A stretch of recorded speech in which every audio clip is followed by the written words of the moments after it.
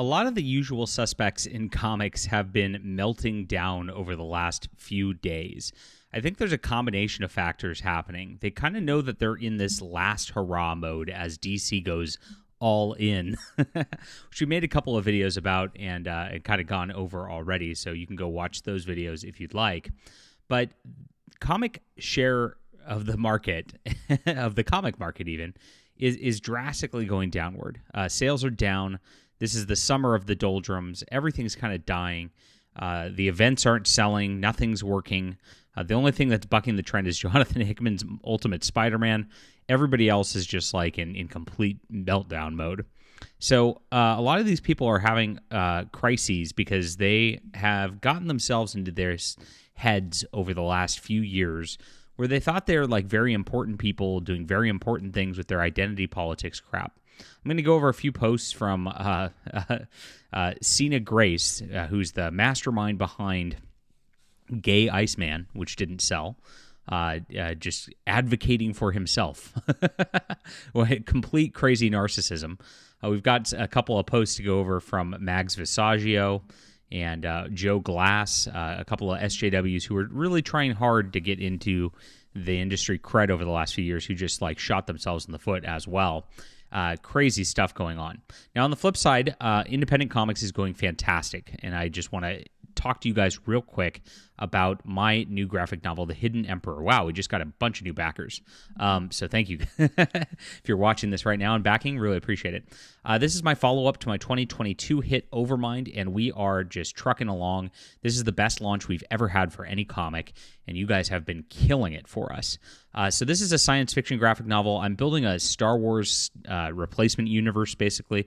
It's also a Warhammer 40K replacement universe. It's really got the best elements of science fiction, and it's only going to open up and get even better as it goes along. The Hidden Emperor is a story about Ayla Rin chasing down a hidden emperor. He's been kidnapped and replaced by a clone, which threatens to destroy all of humanity with bad policy-making decisions, and she needs to save him so she could save humanity.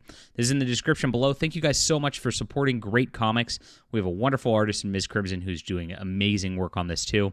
You can see the cover by Miss Sashi is just the best, and it's been a great couple of days. So please back this today. As I said, it's in the description below. And I think I already said hit the like and subscribe button. If I didn't, please do. Join us here. All right, so Cena Grace has a very long tirade, a narcissistic gamma male tirade, which I can't wait to go over with you. But I want to cover a couple things first, because you roll over to Blue Sky, and it turns out that's the liberal echo chamber fake Twitter. Turns out the skies aren't that blue for Mags Visaggio. Now, remember, Mags Visaggio got picked up by Zack Snyder to do Rebel Moon. Mags was feeling good at the beginning of the year.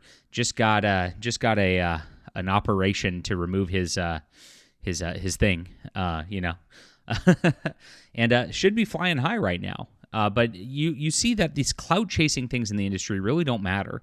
So what if Zack Snyder's like having you do some background comics for his failed movies? That's not going to go anywhere. Nobody really bought them. I read the first issue. Couldn't. It was so insufferable. I couldn't get past it. Here we are. Does my work matter? Does it matter? Answer is no. Your 11 likes, your work does not matter. It's because you've tried to use your identity politics as your clout to weasel your way into the industry. It didn't work very well. Everything has not done well, and it's not resonating because people are sick of the nonsense at this point. So all the stuff, like all the people who really were on the rise 2017, 2018, getting propped up, getting forced into the industry by everybody, are really on their way out now. And they've gotten past their shelf lives is what's happened at this point. There's a last hurrah going on. Like I said, DC all in. Heather Antos actually tried to bring in Mags Visaggio to write some Star Trek stuff for their Pride celebration, which isn't going well. And I've heard actually that Star Trek license is actually getting pulled from IDW too. So once that yanks away, we're going to see that decline really quickly too. And that's one thing. Joe Glass is another one. Joe Glass was a just agitator for a long time. He's one of those LGBTQ agitators, and he was harassing his real claim to fame is harassing a feminist conference, saying he was going to burn it down because these people are all violent weirdos. And so he did that, and he's been screeching about how, he's not selling books for years. His Kickstarters don't go well. We do way better than his stuff, just with our independent audience here, because we have real comic readers. These people don't have real comic readers. They just have their little, gay groups and whatnot. And he posted this the other day saying, I'm all in with DC, pretending like he was a part of DC Comics. And so he got a lot of retweets and all that. And he said, I should point out this is a joke. I'm not doing a DC book. And it goes bad for him as you scroll up his timeline, too. Massive cope here. You see, I'll scroll past some of the gross stuff. But he says, if DC wanted to hire me to do an all-in book, I wouldn't say no. And that's that. You keep scrolling up as the cope gets even crazier. LOL, all the followers I got because they thought I was part of DC All In have now unfollowed. I guess they weren't all in for me. No, they weren't. No, they weren't. Why does Blake Northcott ring a bell to me, Comics Twitter? She's a comic writer who's got more talent than you, sir. And it's just pure cope and cope.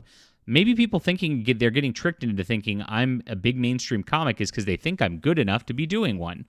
Ultra cope right here. No, you're not, Joe. Shame editors at the big mainstream don't seem to think that, really. Womp womp. Well, that's probably the end of Joe Glass's career right there. That's a big egg on his face, and again, nobody really wants to see that kind of thing. Now let's get into Cena Grace. Cena Grace, like I said, gay Iceman that failed. He got stuck into DC YA graphic novels, trying to force his like little agendas and stuff, and just kind of has been on the sidelines, never really in the forefront ever since that Iceman just blew up in his face.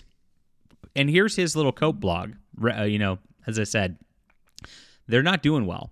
The sales are bad in the industry, and all these people are now panicking, realizing, wait a minute, I might have to get a new career soon in order to just put food on the table. They're all thinking this at this point. They were lying about it for years, telling us that everything's fine, that sales are great, and it turns out they weren't. So let's see how Cena Grace is coping with this. Have you ever watched a discussion panel where there are a handful of truly noteworthy people like titans, somehow right in the middle speaking the most is the least notable person of the batch? Uh-oh. It's a dumb question because I know the answer. Yes, duh, 100%. It's not a phenomenon specifically to comics. Merely a person with incredibly sharp elbows making absolutely sure they get their moment, even if they're not fighting in their class. So if you don't go to comic conventions or whatever, they do panels on topics like, and it just ranges from stuff like, what's your favorite superpower? To like, how do we represent LGBTQ in fiction even more? And you get like 5-6 people on the panels. Sometimes there's one notable name, and that gets the draw for people to come in the room. Sometimes it's a bunch of notable names, and sometimes there's none, and there's only like 5 people in the room. Cena Grace probably was one of those. And he's lamenting here that somebody else was talking more than he does because he's a big shot Marvel and DC writer, right? And there it is. On one hand, I hate that person, never want to be them. You'll see me shrink on panels sometimes when I see another panelist exhibit that behavior. I wonder who he's passive-aggressively talking about. Interesting. Even though I'm a full-fledged diva Leo, I'm fed up in my own orbit, and I don't need a room of strangers to witness me vie for attention, even though he's vying for attention with this blog. In an ideal world, a creator can let the work speak for itself and let a publisher's marketing department get the work in front of people's eyes.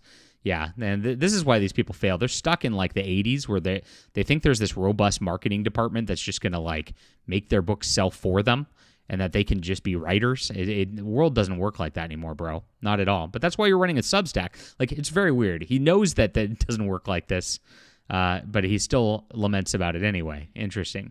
So he talks about this comedian who's not going somewhere in the business, and then he gets into this. There's something to be said about advocating yourself that doesn't feel opportunistic. The line may be hard to find between gently reminding the world you exist and being perceived as pushy.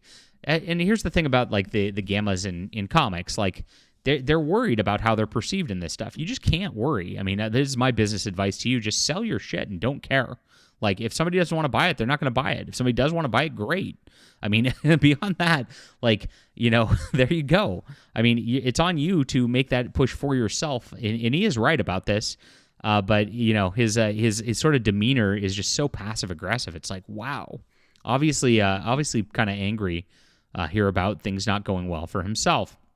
And he keeps going, talking about Almost Famous and blah blah blah. This is so long, and he's keeps going. He says, "Well, I suggest we all keep our elbows sharp enough to cut through the herd, but not so sharp you're actually cutting a bitch.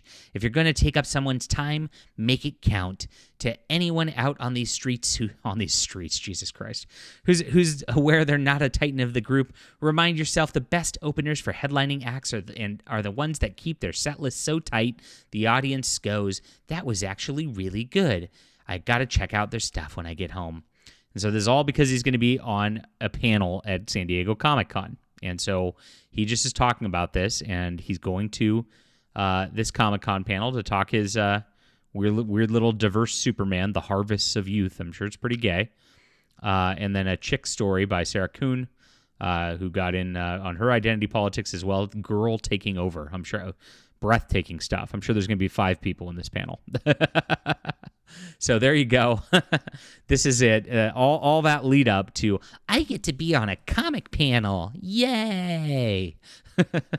And this is why these people are failing. Because as a writer, this is not a good promotional post to let people know that they should come to your comic book panel or whatnot. This is just a wall of text whining and complaining that you're not getting enough attention. And that's all these people do. It's just whining and complaining and not writing and getting things done and not selling their books. But we're not like that over here, my friends. We are almost to $12,000 as of the recording of this video. I would love for you to come join this. This is the best science fiction graphic novel of the last 2 decades, guaranteed. Go check this out. Thank you guys so much for supporting us this hard so far. It's been an amazing journey. And, more opportunity for us to make great stuff and keep it going as their industry crumbles. And I want the fans over here. Come over here and join us. It's fun. All right, leave a comment down below with what you think about this. Hit the like and subscribe button. Back the Hidden Emperor. We'll be back soon.